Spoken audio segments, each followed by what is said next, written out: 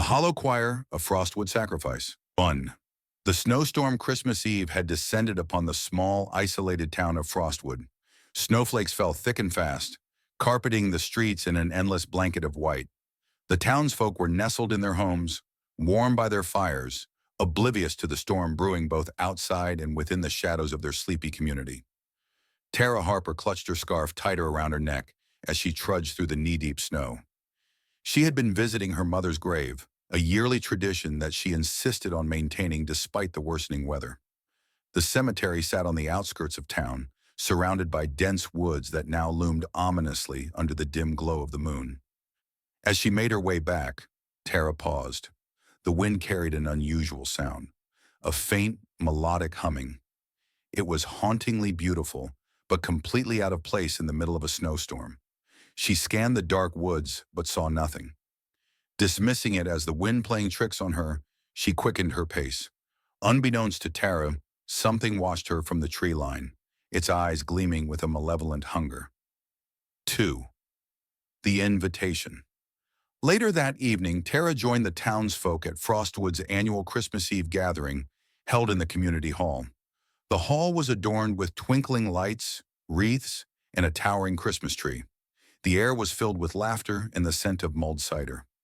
Tara found her friend Mason near the buffet table. "You made it back safely," he said, offering her a warm smile. "Heard the storm's getting worse."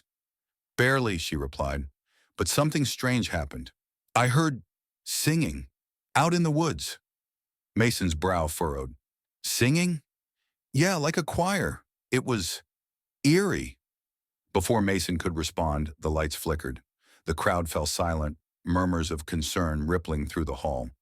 Then the main doors creaked open, and a figure stepped inside. It was a man dressed in an old-fashioned black suit and top hat.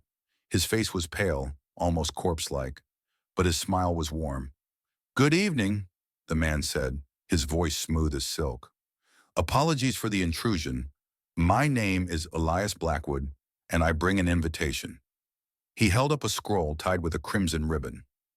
"You are all cordially invited to a special Christmas service tonight, just beyond the woods, a celebration like no other." The townsfolk exchanged uneasy glances. No one had seen this man before, and the idea of venturing into the woods during a snowstorm seemed absurd. But there was something about Elias that was hard to resist, a magnetic charm that made his words almost hypnotic. 3. The Procession. Despite their initial hesitation, a surprising number of townsfolk decided to attend the mysterious service. Tara and Mason, driven by equal parts curiosity and unease, joined the procession that followed Elias into the woods. The group trudged through the snow, their path lit by lanterns. The melodic humming Tara had heard earlier grew louder as they approached a clearing. There, in the heart of the woods, stood an ancient stone chapel, its walls covered in frost and ivy. The windows glowed with an eerie golden light. Inside, the chapel was far larger than it seemed from the outside. Rows of pews stretched endlessly, filled with shadowy figures whose faces were obscured. At the front stood a massive altar adorned with black candles and strange, runic symbols. Elias gestured for the townsfolk to sit. "Welcome to the midnight mass," he said, his voice echoing through the cavernous space. "Tonight we honor the true spirit of Christmas, a time of giving and sacrifice." The choir. As the service began, a choir emerged from the shadows, their voices harmonizing in a hauntingly beautiful hymn. Tara's skin prickled as she recognized the melody. It was the same humming she had heard in the woods. The choir members were unnervingly tall and thin, their faces obscured by hoods. Their hands, pale and claw-like, clutched hymnals that seemed ancient. The lyrics were in a language Tara didn't understand, but the song's mournful tone filled her with an inexplicable dread. Mason leaned toward her. "We need to leave. This isn't right." Before they could move, the chapel doors slammed shut. Elias's voice boomed. "The doors will remain sealed until the service is complete. To leave now would be to disrespect our honored guests." Tara glanced back at the pews, where the shadowy figures now turned to face them. Their eyes glowed faintly, and their smiles were wide, too wide to be human. 5. The Sacrifice. As the choir's hymn reached its crescendo, Elias approached the altar. He held up a ceremonial dagger, its blade gleaming in the candlelight. On this sacred night, we offer tribute to the ancient ones who watch over Frostwood, ensuring our prosperity in exchange for their gifts. The townsfolk began to panic, whispers of confusion and fear filling the chapel. Elias's smile widened. Fear not. The chosen will find eternal peace. Tara's heart raced as the shadowy figures rose from their pews and began moving toward the crowd.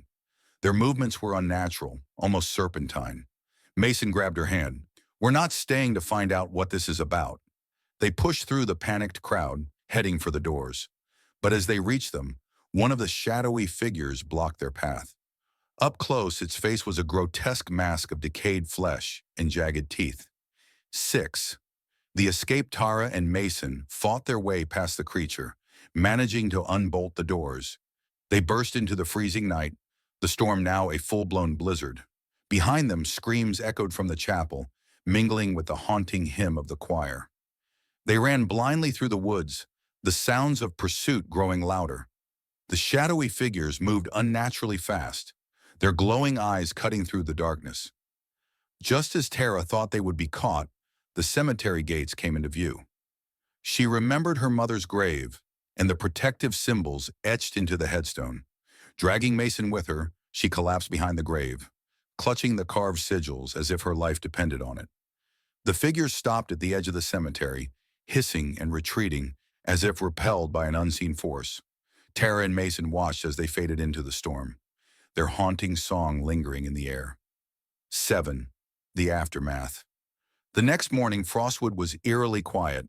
The chapel in the woods had vanished, leaving no trace of its existence. The townsfolk who had stayed behind claimed to have heard nothing unusual, dismissing Tara and Mason's story as a shared hallucination brought on by the storm. But Tara knew better. As she stood by her mother's grave, she noticed the sigils had grown faint, as if their power was fading. She and Mason vowed to protect Frostwood from whatever dark force lurked in the woods, even if no one believed them. 8. The warning. The days after Christmas brought an uneasy calm to Frostwood. Tara began noticing strange symbols etched into the trees near the woods, similar to the ones on her mother's grave but crudely drawn. She and Mason realized they might be warnings, or worse, markers left by something lurking in the shadows. One evening, as they explored the edge of the forest, they found an abandoned lantern still glowing faintly. Nearby lay footprints, too large and misshapen to be human. They followed the trail deeper into the woods, armed with nothing but flashlights and Mason's old hunting knife. 9. The ambush. The trail led to another clearing, this one devoid of snow. In its place, the ground was blackened and charred, as if something unholy had scorched the earth. Before they could investigate further, the wind howled, carrying with it the eerie hum of the choir. Shadowy figures emerged from the tree line, moving faster than before. Tara and Mason barely had time to react as the creatures lunged at them. Mason swung the knife wildly, managing to fend off one of the attackers, but they were outnumbered. Tara spotted a hollow tree nearby and pulled Mason toward it. They squeezed inside, holding their breath as the figures searched for them. One of the creatures pressed its face against the opening, its glowing eyes scanning the darkness. Just as it seemed they would be discovered, the creatures retreated, drawn away by the distant toll of a bell. 10. The ally exhausted and shaken, Tara and Mason stumbled out of the tree and followed the sound of the bell. It led them to a small cabin hidden deep in the woods. Inside, they found an elderly woman who introduced herself as Agnes, a hermit who had lived in Frostwood for decades. "You've seen them," Agnes said grimly. "The hollow choir. They come every few decades, drawn by something in this town." She revealed a journal filled with sketches and notes about the creatures and the chapel. According to Agnes, the only way to banish them was to destroy their altar, but doing so would come at a great cost. 11. The ritual. With Agnes's guidance, Tara and Mason prepared to face the creatures one last time. They gathered supplies, salt, iron, and holy water, and set out for the heart of the woods. Agnes warned them that the creatures would be strongest near the altar, but it was their only chance to end the nightmare. The journey was treacherous, with the storm intensifying around them. The creature's song grew louder, disorienting them, but they pressed on. Finally, they reached the clearing where the chapel had stood. In its place was a grotesque altar made of bone and sinew, pulsating with an unnatural light. 12. The confrontation. As they approached the altar, the creatures emerged in force, surrounding them. Tara and Mason fought desperately, using the supplies Agnes had given them to hold the creatures at bay. Mason managed to carve a path to the altar, but the creatures' numbers were overwhelming. Tara realized the only way to destroy the altar was to spill blood, a sacrifice. Without hesitation, she cut her palm and let her blood drip onto the runes carved into the altar. The symbols glowed brightly before the entire structure collapsed in a blinding explosion of light. 13. The aftermath. When the light faded, the creatures were gone and the woods were silent. Tara and Mason barely made it back to Frostwood, where they found the townsfolk safe but confused. No one remembered the midnight mass or the events that had transpired. Agnes disappeared, leaving only her journal behind as a reminder of the horrors they had faced. Tara and Mason knew the danger wasn't truly gone, but for now, Frostwood was safe. 14. The Vigil. Every Christmas Eve, Tara and Mason returned to the woods, keeping watch for any sign of the hollow choir. They strengthened the protective sigils around the cemetery and shared Agnes's knowledge with those willing to listen. Though the town moved on, celebrating Christmas as if nothing had happened, Tara and Mason knew the truth. The battle against the darkness was far from over. 15. The first sign. 3 years later, on another Christmas Eve, Tara noticed an ominous sign. The sigils around the cemetery began to crack and fade, and a chill settled over Frostwood that seemed to penetrate even the warmest hearths. Mason returned from a supply run with news. A stranger had come to town, dressed in an old-fashioned black suit and top hat. It was Elias Blackwood. 16. The final gathering. Elias wasted no time. He called for another midnight mass, and many townsfolk, as if bewitched, began preparing for it.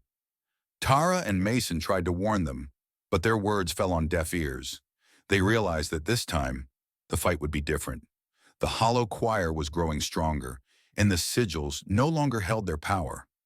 Agnes's journal hinted at one last, desperate option, a binding ritual that could trap the choir forever, but it required a human host to seal the pact. 17. The ultimate sacrifice.